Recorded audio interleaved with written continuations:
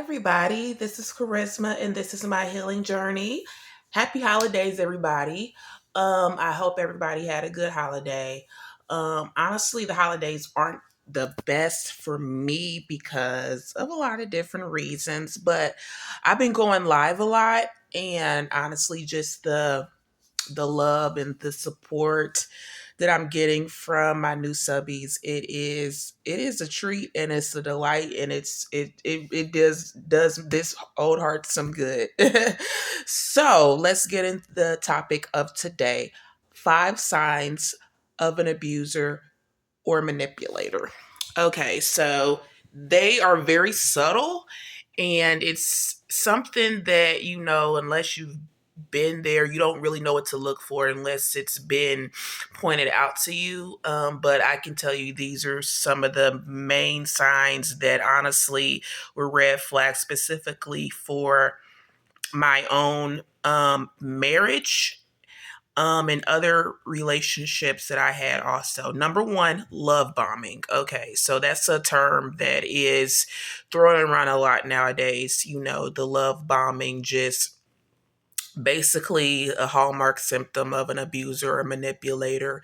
They're gonna want to, they just bombard you with a lot of affection and attention. And if you really don't have a sense of self, if you don't really love yourself, this can be so seductive because abusers and manipulators have the ability to morph into whoever you need them to be, whoever they feel you want from them.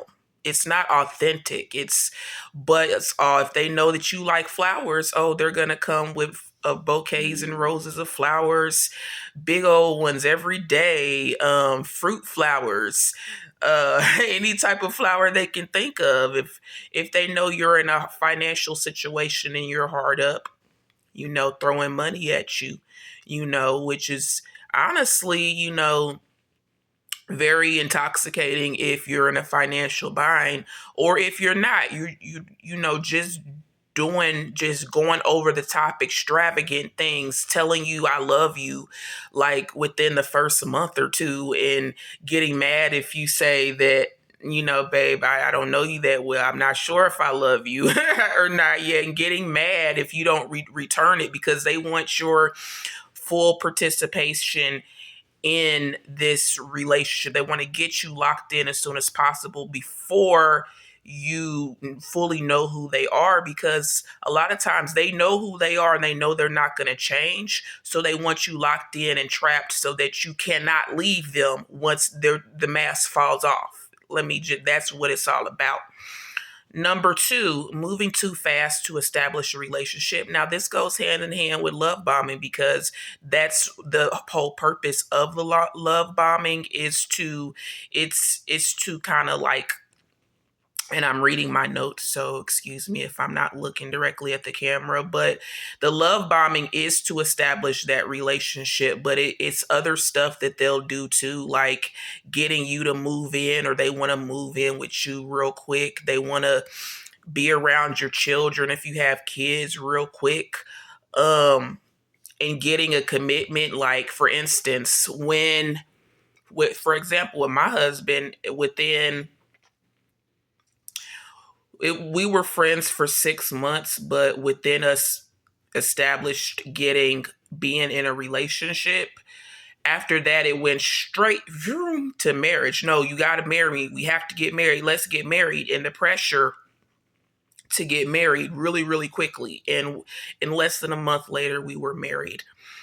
And on the day of the marriage, honestly, there were red flags before, but on the day of the marriage, the mask totally and completely fell off because it's mission accomplished now. So be on the lookout for that. Number three, excessive possessiveness or jealousy. They see a lot of times manipulators and abusers, they see you as an object, they see you as a possession. So, and then they know that they're not what's best for you. They know they're not good for you. So, if anybody else, perceived or otherwise, expresses interest, you can be in the vicinity of someone that they think might be better for you, and they're just gonna fly off the handle. I remember being in the domestic violence shelter and like a creep. My husband coming up to to the domestic violence shelter, picking me up, taking me out when I had passes, and basically like seeing one of the food service workers that I wasn't paying him any attention, but he came out a little bit before I did from the shelter, and he was like, "Oh, there go your boyfriend. There's your boyfriend. I see you got a new boyfriend."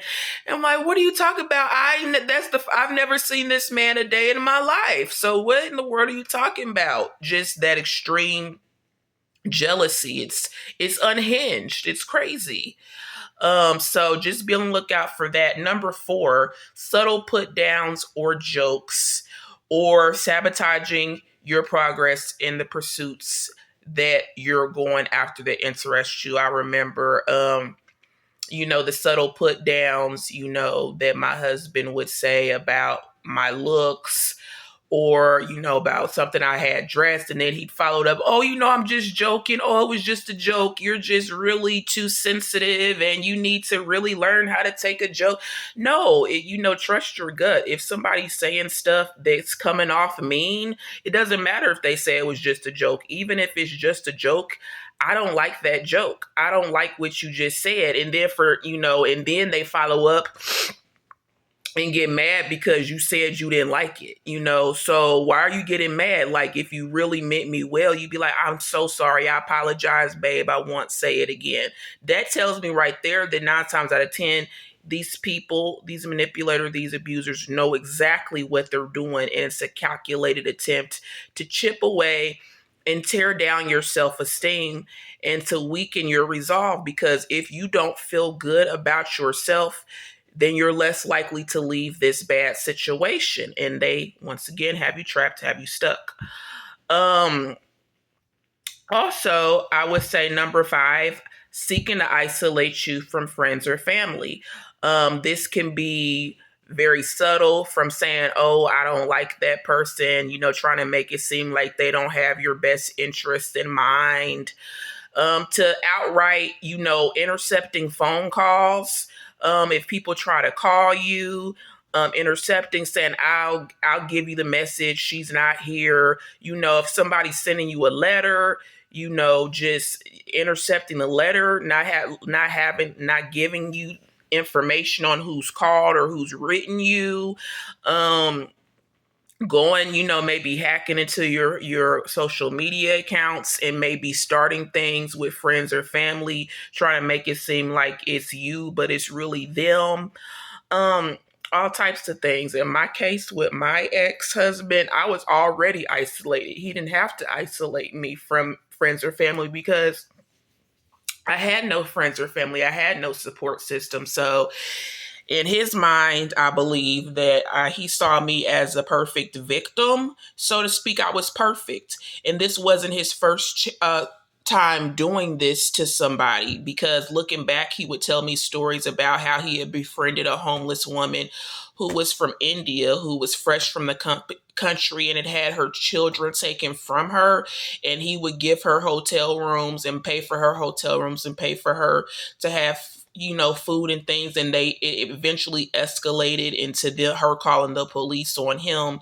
And he actually made it seem like, "Oh, she was nuts, she was crazy. I told her no one's gonna believe her." And when she called the police, they actually ended up taking her to a mental institution. So yeah, just that in itself is diabolical. But because I didn't know who he was, I didn't know that 9 times out of 10 he was emotionally and psychologically abusing her to the point where she was becoming unhinged, if she didn't already have pre-existing emotional things going on. And just his abuse just put her over the edge. So, and I confronted him with that and said, "You probably drove that woman insane, with your abuse." Because I remember within about a month into our marriage, I actively made the decision to go into an inpatient program because I had nowhere else to go, and I needed to get away from him. I needed to get away from him that badly. That's how bad the abuse had gotten, and I was trying to seek out resources on how I could leave him. It took me approximately another 6 months to leave him, but I was finally able to break free from him at that point. So those are a recap of the 5 signs of an abuser and a manipulator. And please take these signs to heart. Always trust your gut about somebody, no matter how nice, no matter how kind they come off and they appear, because your opinions matter, your thought process and what you feel. You could be wrong, but what if you're right? Please trust yourself, because honestly, what the abuse does over an extended period of time, you begin to second guess yourself. You begin to not trust yourself. And I think that's the most unfortunate side effect of abuse over an extended period of time. But taking your power back is possible. Reclaiming yourself and healing is possible. And that's what I show on Charisma's healing journey as I document my own healing process and journey. So come with me. If you've made it this far, I want to thank you for your continued support. Thank you. Please continue to like, comment, and subscribe. It really helps the algorithm. It really helps get this message out here to people who may be in situations where they need extra support.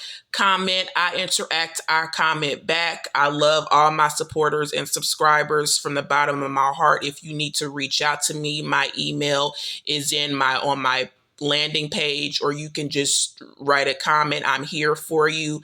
You got this. And just remember that. Stay strong. I love you, and God loves you too. Once again, this is Charisma, and this is my healing journey. God bless you all. Bye.